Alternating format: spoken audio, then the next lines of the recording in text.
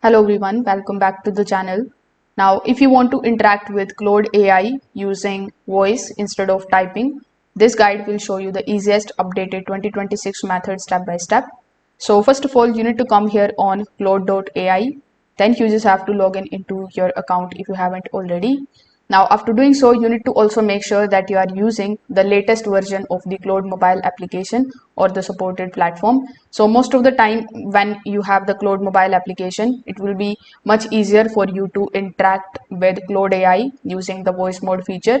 But if you are accessing it in your web browser, you still going to get this particular use voice mode option. So when you are here on the dashboard, you just have to simply click on this particular button.